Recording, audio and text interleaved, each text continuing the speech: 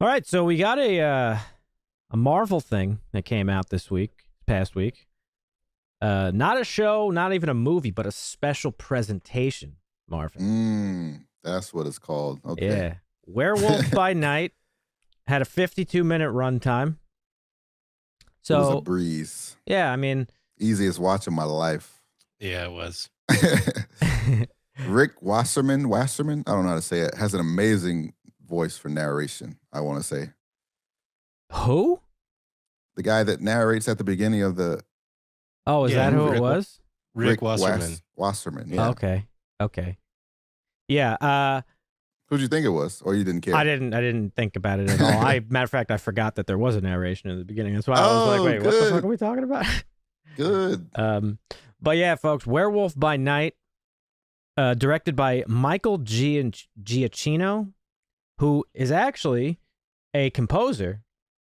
So That's interesting. pretty cool to see a composer who works in a completely different art form step in and direct this.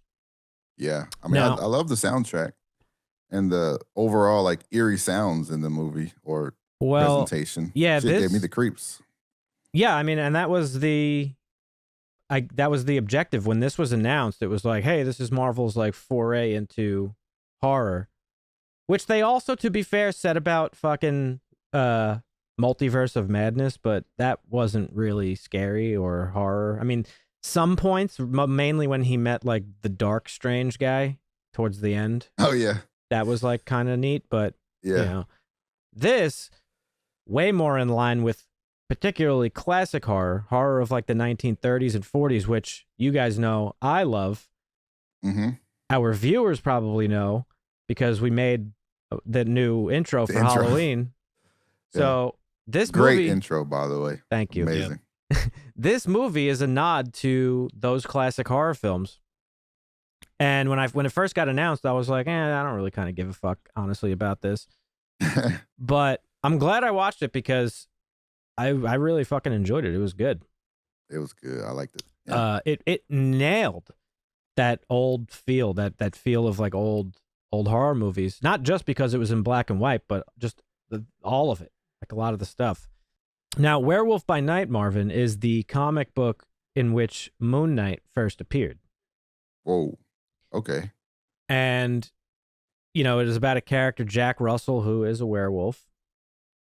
And he's one of the two main characters in this. He's played by Gael Garcia Bernal, who's an incredible actor. And it was cool to see him here. Mm-hmm. And our other main character is Laura Donnelly, who plays Elsa Bloodstone. Oh, Elsa don't fuck around. No, she does not fuck around. She's a badass. She killed 3 motherfuckers in this. Yeah, without even giving a fuck. Yeah. But this movie, or special, or whatever the fuck you want to call it, is about a group of monster hunters that are summoned or invited to. Well, actually, no. They basically won a golden tickets of sorts, like Willy Wonka and the Chocolate Factory. Yeah. To attend this funeral of Ulysses Bloodstone. And that's right. By them attending this event, they don't really know what they're there for, but we find out from Ulysses' wife, Verusa, that there's some exposition from her that they've been gathered here to compete for the rights to possess an artifact that was in the possession of Ulysses, the Bloodstone. And the Bloodstone is, we didn't learn too much about it from this. I'm sure it's going to be a prominent figure going forward. But Dusty, you could fact check me on this, or anybody watching, you could comment if I'm incorrect. But I believe, if I remember correctly, the Bloodstone is another, at least in the comic books, is another basically relic from the dawn of time, just like the Infinity Stones. Yes. Oh, okay. That's cool. It's very similar to the Infinity Stones. And I was looking up this guy, Ulysses, and they said he was an immortal monster hunter. So how did he die? Well, I think we're probably getting some retcon here. Okay. for the purposes of the MCU. But I don't know how he died. We don't know how he died, but it could be a plot point going forward. Yeah. And based on this, it's fairly obvious that the room, we all thought that this, the introduction of the Ebony Blade and Kit Harington's character becoming the Black Knight, Blade.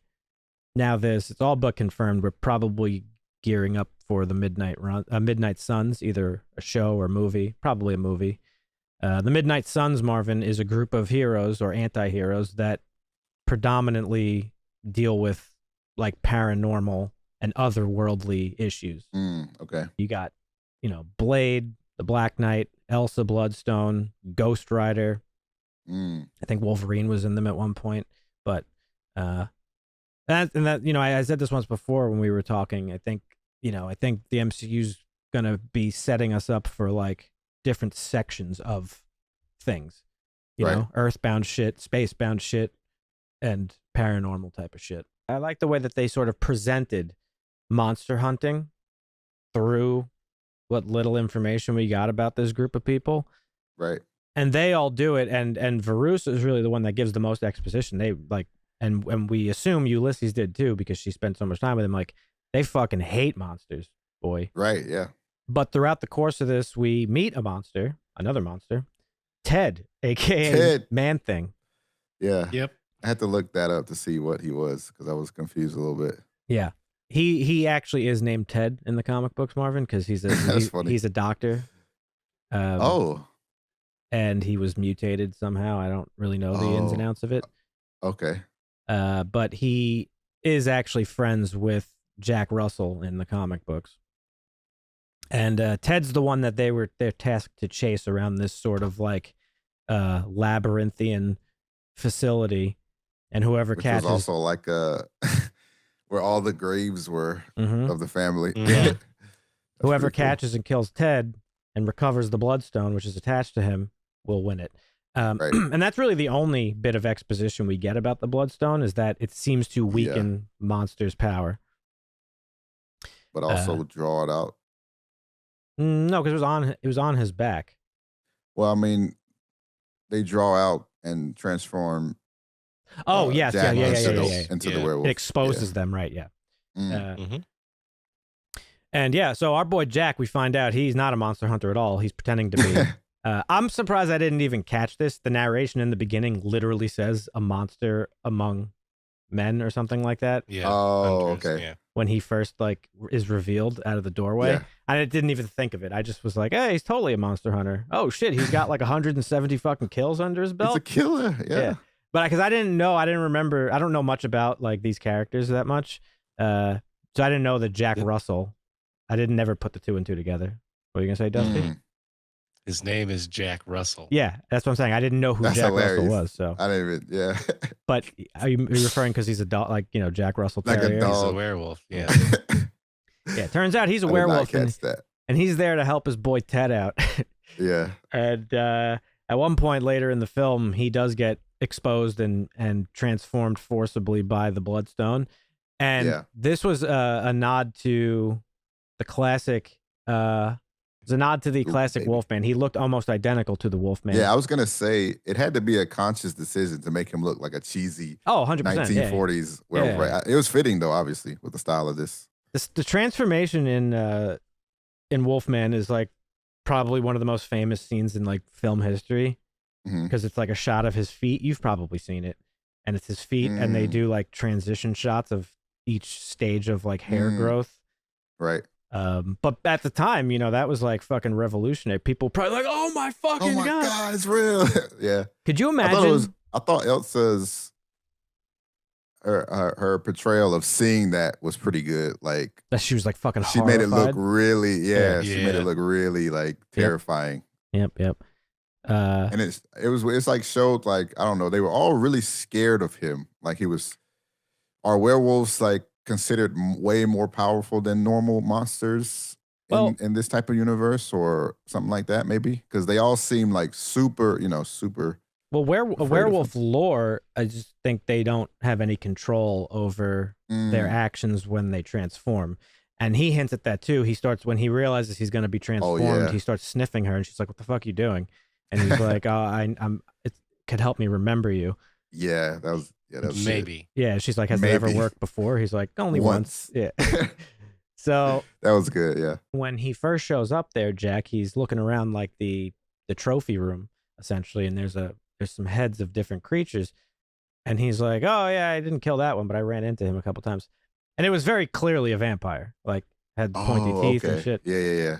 Now I may be thinking too much into this, so you guys could tell me what you think if you agree or disagree, but it seems like they are going in a particular direction, and to me, it seems very witchery. In that in The Witcher, as you know, one of the best things about the Witcher story is that, like, in this world of monsters and creatures and fucking uglies and scaries, human beings are the biggest monsters of all. Oh right? yeah. And one of the things you discover playing as Geralt is like, or on Geralt's travels is like, oh, I gotta go hunt this monster, and it's like generally he finds out that like the person he's working for is like the bigger piece of shit.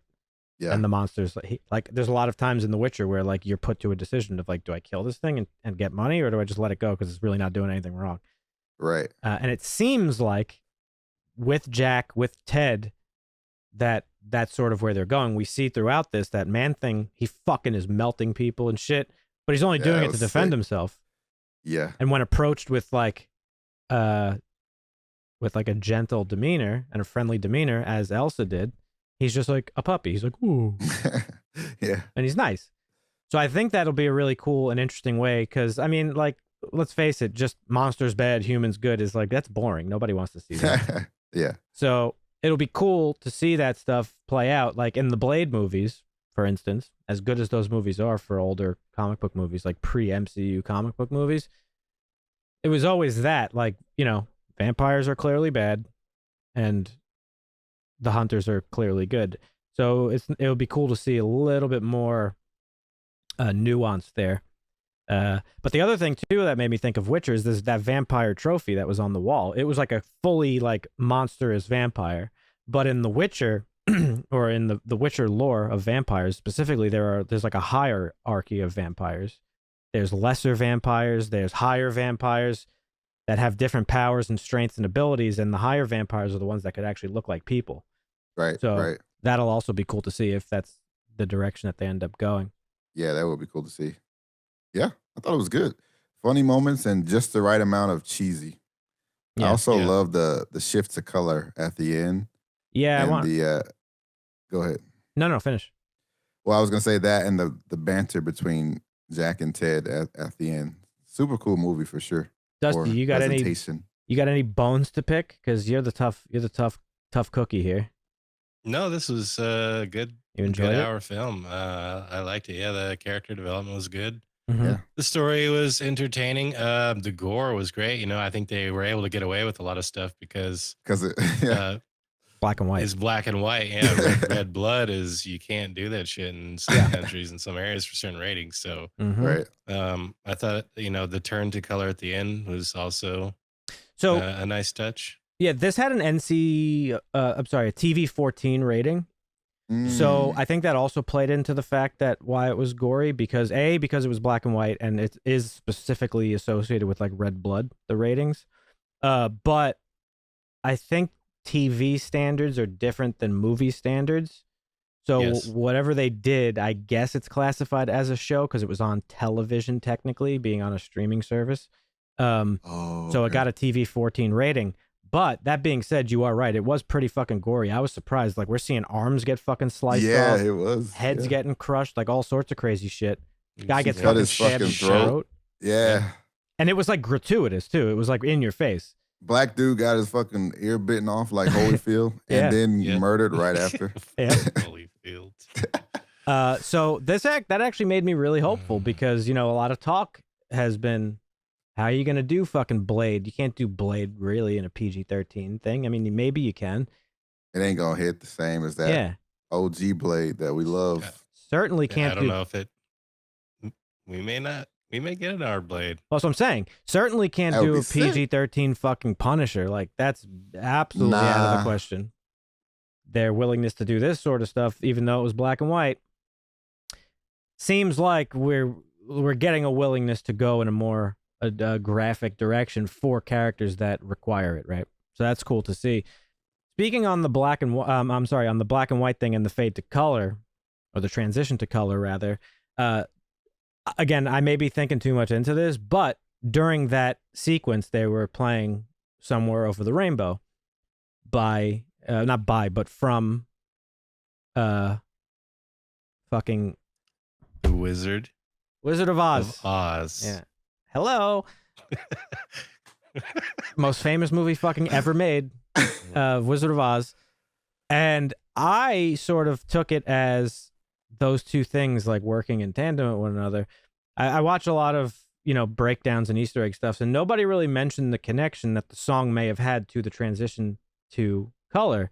I think it was a representation of the famous quote from Wizard of Oz of "We're not in Kansas anymore." Almost like a Ooh. nod from Marvel to the fans of like, you've come to expect a certain thing, but like You're about to see some new shit. you're about to see this shit's about to get crazy. If you thought Aliens I'm here were for fucking it. crazy. Oh yeah, me too, Right. dude. Blade, Ghost Rider, like some of the best fucking characters. Ghost Rider is one of my favorite characters in general. So to see his shit play out, oh my god, if they do it right, not like that fucking trash ass fucking 2 movies we got back in the day. Wow, that's Nick. That's Nick, baby. I don't care who it was. But there's another little thing too.